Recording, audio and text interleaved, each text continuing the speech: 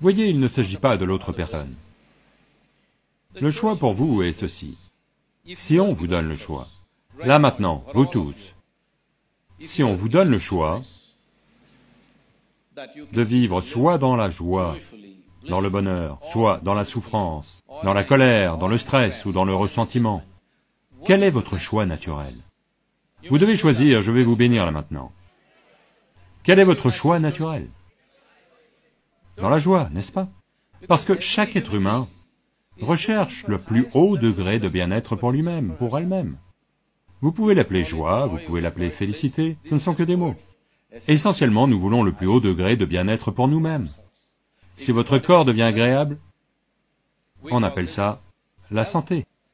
S'il devient très agréable, on appelle ça le plaisir.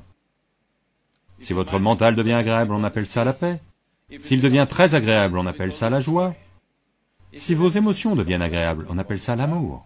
Si elles deviennent très agréables, on appelle ça la compassion. Si vos énergies vitales deviennent agréables, on appelle ça la félicité. Si elles deviennent très agréables, on appelle ça l'extase. Si votre environnement devient agréable, on appelle ça le succès. Il n'y a que pour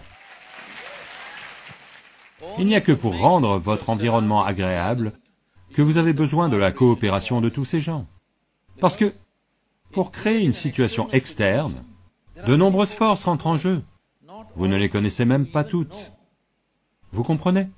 Vous voulez créer une situation merveilleuse pour vous-même. Vous ne savez même pas combien de forces sont à l'œuvre dans ce domaine. Si vous mobilisez quelques forces, si elles coopèrent, des choses vont se produire. Si elles ne coopèrent pas, ça n'aura pas lieu. Mais en ce qui concerne la douceur du corps, la douceur du mental, la douceur de vos émotions et de votre énergie, c'est à 100% vous. Oui ou non? L'environnement. Pour créer des situations autour de vous, vous avez besoin de la coopération des gens, autrement ça n'arrivera pas. Donc il n'y a que pour réussir que vous avez besoin de coopération.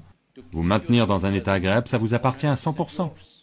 Donc là maintenant, vous savez bien que vous voulez être en paix. Mais quelqu'un d'autre fait quelque chose. Que font-ils? Ils font ce qu'ils connaissent le mieux. Ils vous agressent. Pourquoi font-ils cela? Parce que c'est tout ce qu'ils connaissent. Oui ou non? C'est comme ça qu'ils connaissent leur vie. C'est pour ça qu'ils le font. Si vous devenez rancunier, et vous pensez que quelque chose va leur arriver, voyez, ce sont des choses. La colère, le ressentiment, la haine, ce sont tous des poisons que vous buvez. Et vous vous attendez à ce que quelqu'un d'autre meure? Non, la vie ne marche pas comme ça, vous buvez du poison, vous mourrez, c'est une vie très juste. Si vous buvez du poison, vous mourrez. Très juste, n'est-ce pas? Je bois du poison et vous mourrez, est-ce juste? Donc, les gens qui sont dans la colère, le ressentiment, la haine, c'est leur affaire. Ils boivent du poison. Quand je dis poison, je ne dis pas ça dans un sens moral. Il y a des preuves médicales substantielles, là, maintenant. On peut vous le montrer avec un bilan sanguin.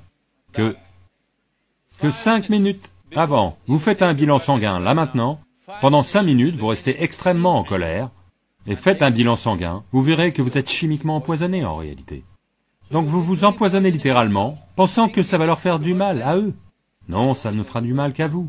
Donc pour moi, ça n'a pas de sens, c'est tout. Ce n'est pas une question de morale, pour savoir si vous devriez vous mettre en colère ou ne pas vous mettre en colère. C'est à vous de choisir si vous voulez vous déstabiliser.